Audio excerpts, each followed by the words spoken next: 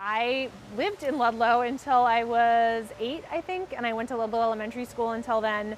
My family had a grocery store in town until I was in my 20s, I think, a little tiny grocery store on the main street across from the post office, Clark's IGA. So, I saw what was going on here in Ludlow with the photographs. This plaza was under mud, and a lot of the places I know well in Ludlow were under mud or underwater, and my heart was breaking for the people who live here and for the people who call this community not just home, but the visitors who come and love, going to Okemo or whatever.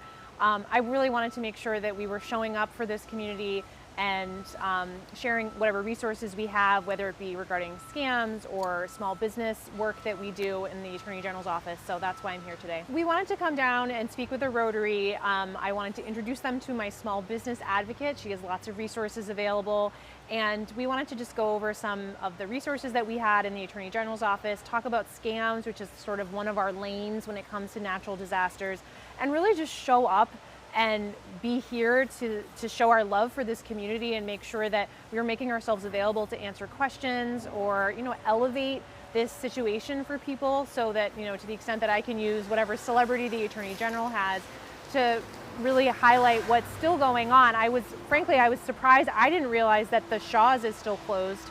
That's the main supermarket in this area, and it's really important that the rest of Vermont see what's happening here. The flood was a month ago, but the after effects of the flood are very much living on here in Ludlow. Yeah, it's good to be back. I've run into 2 of my cousins so far, so it's perfect. It's really the most common way Vermonters interface with my office is through the Consumer Assistance Program. And we get 15,000 maybe contacts with Vermonters every year. So we do a lot of this work, and it's really the constituent arm of our office because we make a lot of referrals to people. I remember once this man called. He didn't have a consumer problem. He didn't buy something and it was broken, or he didn't get scammed. He was homeless and he was living in his van in Bennington, and he kept getting a parking ticket. And he said, I have nowhere to go. There's no room at the shelter. And he called the Consumer Assistance Program. We have a joke at the Consumer Assistance Program. We answer the phone. Everyone calls us because we actually pick up the phone and it's not like an automated. So he called and we just called around, how can we help this man? So there's a lot of referrals that take place as well. So one of the positions that we have there is Emily's position, the small business advocate. And she's an expert in all of those areas where a business finds themselves in the role of consumer. Usually you think it's business and consumer, but sometimes it's 2 businesses. One's a consumer, one business is a consumer. That's pretty unique. In Vermont, businesses are protected by the Consumer Protection Act.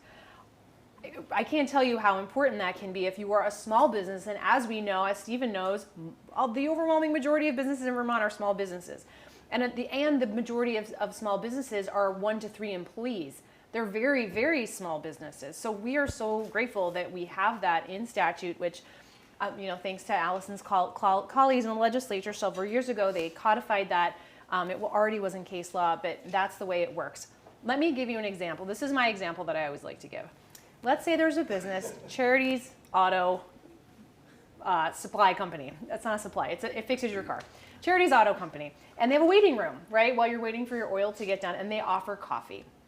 So Charities Auto purchases the coffee. 3 cases come. Instead of being everyone's favorite high test, it's decaf. Who is going to drink that? No one. They want to send it back. Exactly. And the company says, no, you're sticking with it. Well, that's a consumer problem. You're not selling the coffee. You're just as part of your business. You can call the Consumer Assistance Program and say, can you help me? And the Consumer Assistance Program will do what we call a letter mediation service, which is we write a letter to the business coffee company and we say, hey, coffee company, we heard that this person told us about this complaint they had. You sent them decaf. What are you going to do about it? And we put it on our very scary letterhead that says Attorney General's office. And then more than half the time, all they do is they get the letter. It's literally just a letter that looks scary, and they're like, and they will be in touch. They'll say, oh, this was a mistake that they made, and we try to help go back and forth to resolve the complaint. So Emily is involved with that kind of stuff. Emily also will just help a small business who needs kind of that hand-holding to say, I'm so overwhelmed. Where do I go? Who do I call? How does this work? That's what Emily is there to do, to support the small business who reaches out and needs our help. And we have a very customer service mindset at the Consumer Assistance Program. Like, we are pumped to serve Vermonters. Every person we help is like another, drop in the joy bucket, and we love it. So, if you have friends with trouble, please call the Consumer Assistance Program. I mean, that goes for regular consumers too, but I always emphasize the small business because people don't realize that. And our small, they don't have a legal team and an IT team and an accounting team, and any help that we can offer them, we want to be doing that. And especially at this moment when people are overwhelmed, as you yourselves probably have experienced. So anything we can do, we always want to put ourselves out there to be available.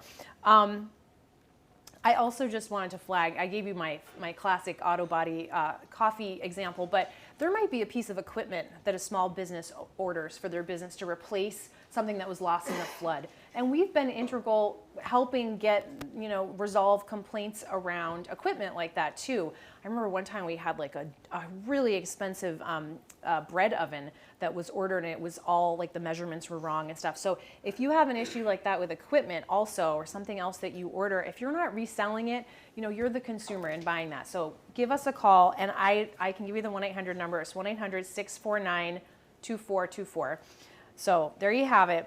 And Emily will be here to answer any questions that you have also. So I just wanted to, flag her role, and I'm so glad that she could come here with me today, although we parked kind of far away, and then she had to endure and this is my dad's store, and this is where I used to buy juice with my mom right down the street, and this used to be a yarn shop. So God bless Emily. Okay. So Charity, yes. I'd just like to add, because the small business protection that the Attorney General does is incredibly important, and we actually get, when they get so many complaints in a specific area, the legislature often gets a bill to rectify and fix this problem. The latest, we've done that with data privacy, we've done that on scams and on fraud, but the latest one was on contractors being registered with the Secretary of State, and the Secretary of State, in the process of recovery, people are wanting to make sure these contractors that are showing up at their door are actually legit. And so thank goodness we have now the contractor registry that's kicking in, so that people can check out and see what their references are, what their experience is, how they're trained. It's been great. So that actually began with exactly this program, the Consumer Protection Program. It became such a big problem, contractors walking out on deposits that people had made with them. It was one of their top 5 problems, and they came to the legislature to solve it. We think we've got it on the way anyway, and so that just gives you a notion of how this all works, how we all work together. Yes, and I will mention more about that in a minute. I'm going to transition to, I don't know why, but everyone's favorite subject, scams. Did anyone get a scam call today? Right? Like every day you get a scam call. I have been literally testifying in the legislature getting scam calls. I've had someone call me at the Attorney General's office, like landline, trying to scam me, and I'm like, can you smell the smoke coming out of my ears from whatever alley you're in? I'm so angry. So let's talk about scams that we see come up after a natural disaster. So you guys, many of you are business people, so you pretend you're a criminal business person. They're just looking for opportunities to steal your money. And a natural disaster is just a new opportunity to steal your money. So they're getting creative. Okay, what do we need? There's a flood. Well, people are gonna have dehumidifiers and fans, and electricity. Let's ratchet up the utility disconnection scam, which we saw the day after the flood. We had an increase in complaints to our office saying someone is trying to tell me that I didn't pay my bill last month and I need to send the money, or they're going to disconnect my electricity. I know I paid my bill last month, but some people are overwhelmed and they can't deal with it, and they're okay, I'm just going to give them $200 and be done with it. The magical formula that scammers, this is how I made this up, but I think it's true. This is a success. A scam has a great chance of being successful if the following things are in place. 1, high emotions. You're excited, you're scared, you're overwhelmed. High emotions, so you're not thinking. There's an urgency. You don't know the person, and they're trying to get you to give them money. So that, if you see that already, Charity Clark says red flag. And this is a perfect example of you're in your emotions, it's urgent, you just can't deal with it. So that one, obviously, you want to find your own phone number to the utility that you use and call them, make sure that things are on the up and up, or log into your account, check.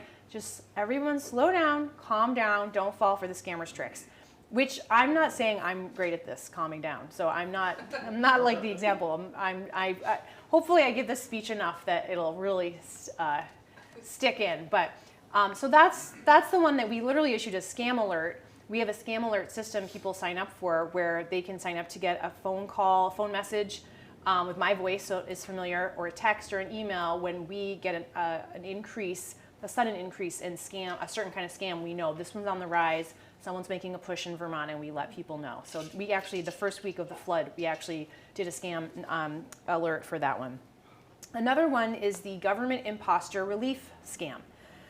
This one's more of like the phishing scam where they're trying to get your information to steal your identity. So FEMA is the classic, I'm from FEMA, let me help you fill out this application. What's your social security number? What's your driver's license, your credit card number, your birthday, et cetera, et cetera, et cetera. So that's one to be on the lookout.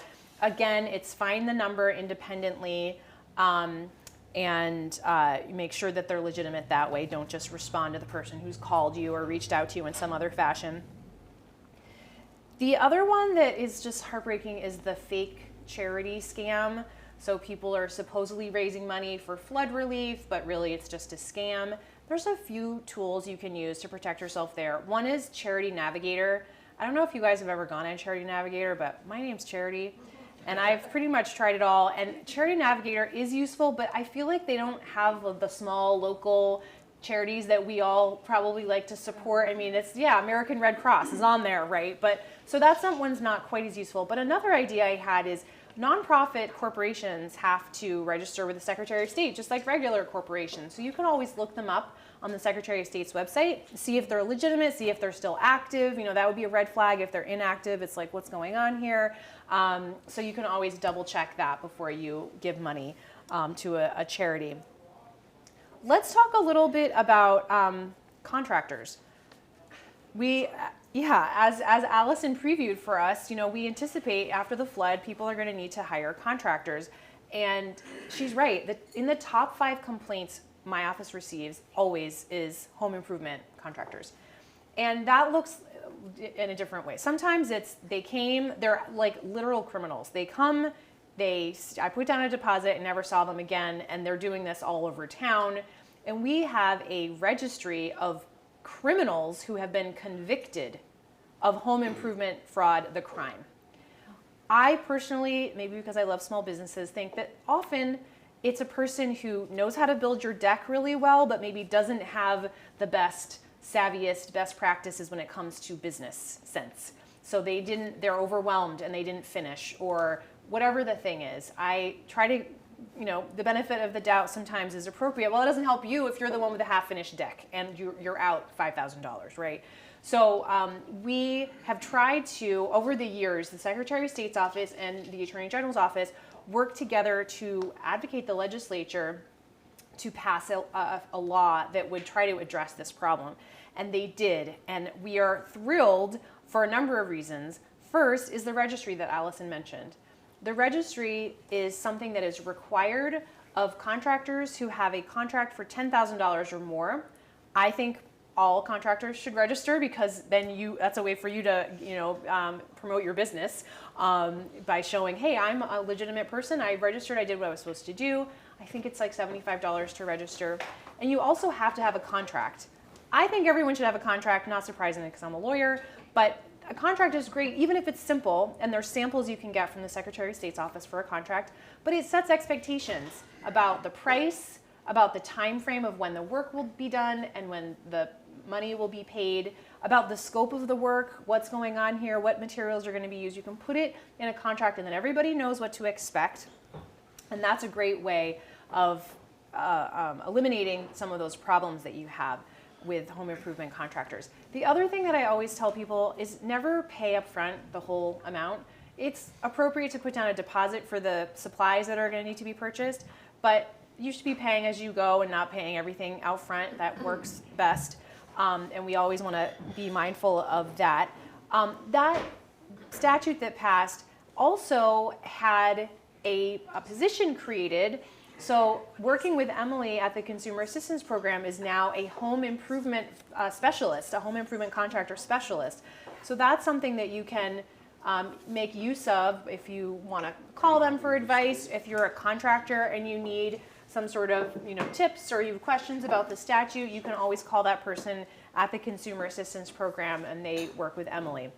And the last thing, and very importantly, is that registry, which is at the Secretary of State's office, has a map that the Secretary of State has helpfully created, so you can actually, when you look at the registry, you can see where the people are. So, which was so smart that she did that. So I'm in Ludlow, here's who's near me. And that just went into place, that registry, like 4 months ago or something. So it's just kind of getting started. But that is just a really, I think, helpful way for, it sort of brings in contractors to professionalize the industry, and also gives consumers an easier way to research their potential contractor and protect themselves, so that, because it's obviously a lot of money usually when you're hiring a contractor. So those are some of my tips about home improvement contractors.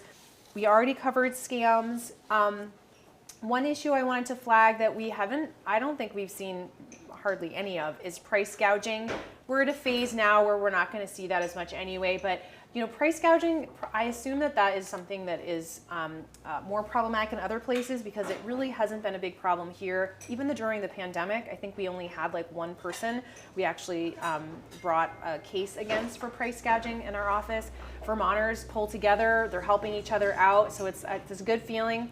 But if you ever see price gouging and there's a state of an emergency going on, and it's an essential item, food, water, shelter, medicine, stuff like that, please call the Consumer Assistance Program to make a report so we can look into it, because price gouging has no place in Vermont. It is illegal, and we want to make sure that no one's doing any price gouging. So that's what I brought to make sure I mentioned to you today, and I am happy to answer any questions. If I don't know the answer, Emily will know the answer, and if Emily doesn't know the answer, Senator Clarkson will know the answer. So we have all the answers. Now we just need a question. So how cool this is. I met Brenda Clark in this club, know about the Rockwell paintings in the other room, and heard all those stories. Riding a chairlift with a guy named Minor Clark. I was introduced to him. I guess that's my uncle. Right? He's in Rotary. He's really big in Rotary, actually. Yes. And now I meet you, and Attorney General of the state of Vermont. Now, the Attorney General from California, what does she do now? And what do you think? Yeah, she was the Attorney General. Right. Well, I always like to joke that I have benefit of living in Vermont. Who'd want to leave that? Okay. So you're not going to run for president or vice president? No, I don't. All right. Not yet. Not yet, thanks. So then you're Courtney Rohrig's cousin? Yes. Yeah, my son got his black belt with Courtney Rohrig from a Rotarian, Jay, when they were both 12. And Nicole used to sing for our functions. Oh, well, Nicole. And she has a wonderful voice. She does. And she won the chili cook-off. I'm not surprised. She's a nutritionist. That's my other cousin. Nicole, they were cousins. Nicole was like the ballerina. She's the older one. And then Courtney came along and tried ballet. And she's like, I think Taekwondo's for me. She's still, she's a physical therapist. So you can see where their roots are.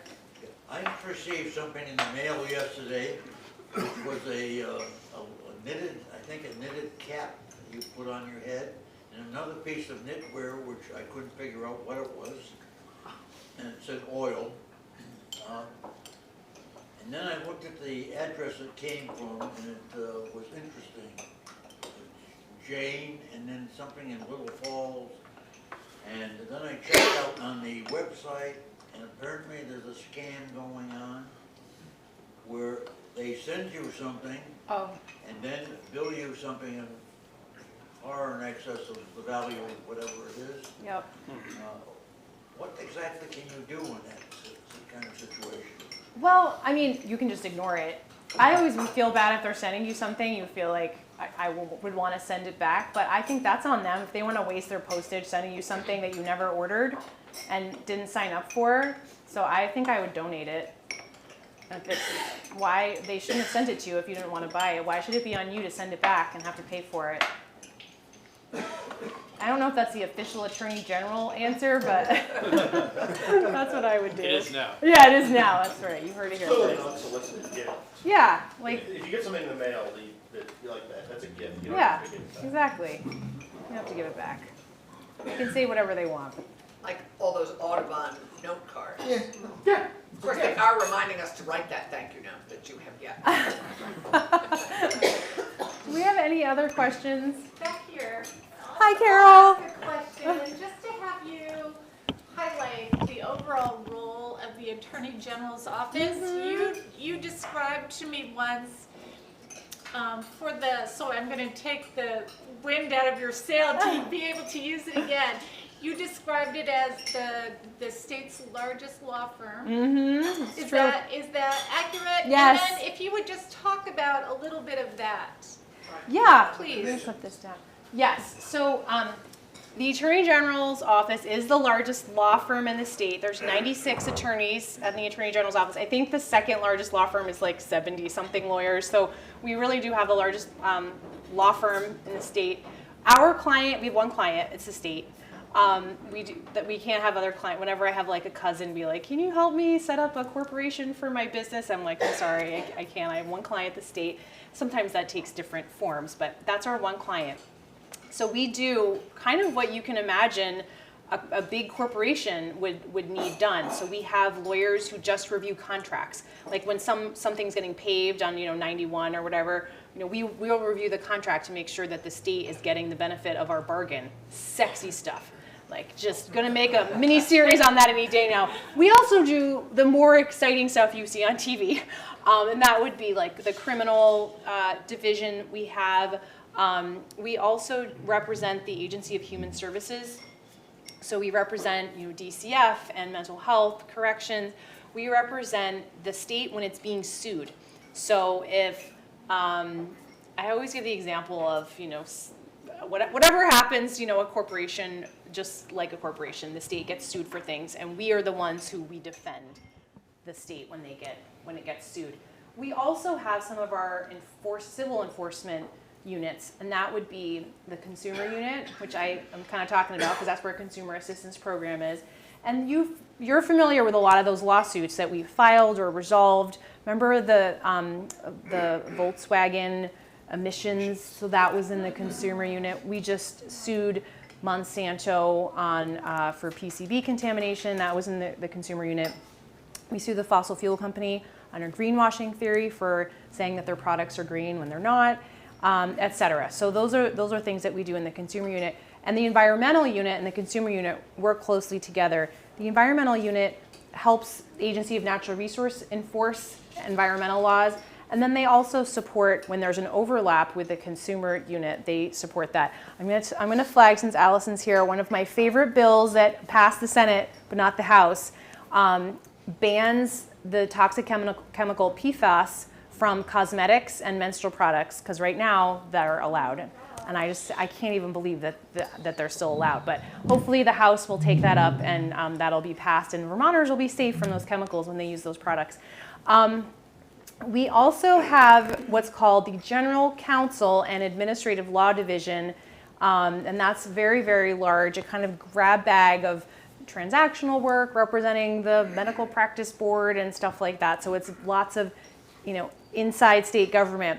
We also appear a lot in the legislature, as that this is why Senator Clarkson and I know each other so well, is because I spent a lot of time over there when I was chief of staff at the AG's office, and continue to spend a lot of time over there. We have the most amazing citizen legislature, which I am so proud of. Vermont has such great functional government, and you really see it.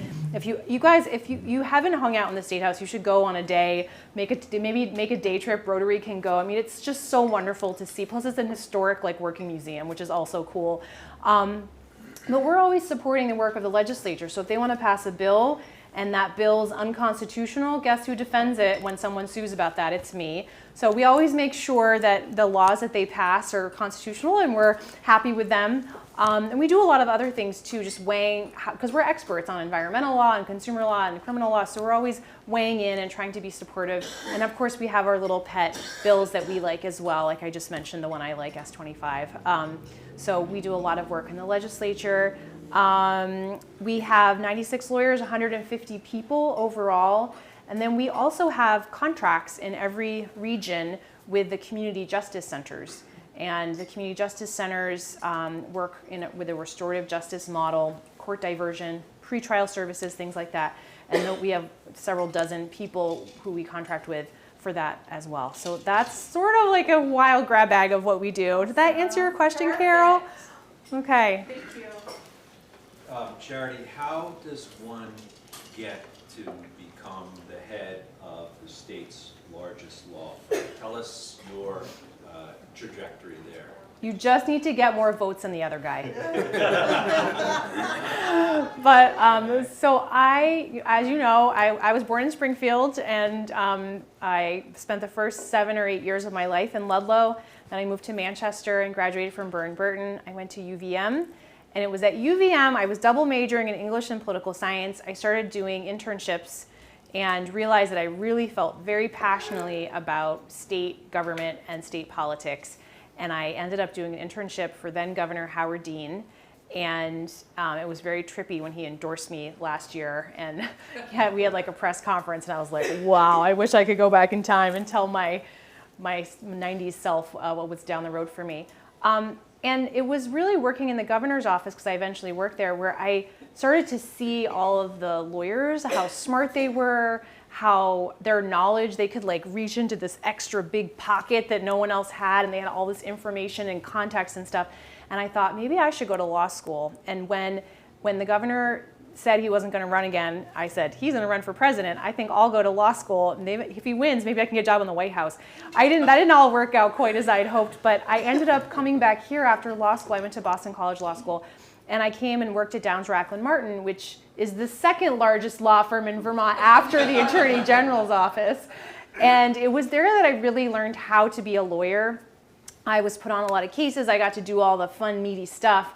And with that knowledge, after 3 years, I went to New York City, and I worked at a giant law firm. And it was there I learned how much I love Vermont. And I always like to joke how I love Vermont, like someone who grew up here and whose parents and their parents and their parents and their parents grew up here, but also like a New Yorker. So I suddenly, after all these years of living in ski country in Vermont, I was like, now I understand why people drive 4 or 5 hours to get away from this place. So I moved back to Vermont in 2014, literally 7 months pregnant with 2 suitcases and my skis. I had this vision that there was going to be enough time for me 2 months to go do a lot of skiing. So cross country. So I told myself that was fine. And I got a job at the Attorney General's office a few months later.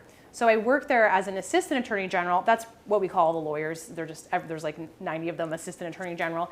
And the consumer unit, which is why maybe I feel so passionately about it. And then I was chief of staff for 4 years. So I was a member of the leadership team, understanding all the people, how it works. And I mean, it really was such a wonderful foundation to become Attorney General, because in January when I started, I knew all the people, I knew where everyone should be, and I knew some of the cases. I quit to run for Attorney General. So I kept joking, like when I got back and I got memos about the cases that I didn't know what had happened except whatever I would read about in the newspaper. And it was like season 2 of my favorite Netflix series had dropped. And I'd be like, what happened? I'd flip through, what happened with this one? So I just had I was so fortunate to have such a great foundation, so that when I started the job, I understood, I can come to you and talk like this because I know so much about what the office does. So that was like a real blessing. For me, and also that I came from Vermont. I got such a great education at Ludlow Elementary School, and when I went over to Manchester as well. I'm so lucky, and to have such a supportive community. People I knew throughout my life showing up and saying, Charity's always loved Vermont. She's such a dork. She's going to make a great Attorney General. So lucky me. That's my journey. That was longer than I'd hoped. Sorry. Aw, thank you. All right.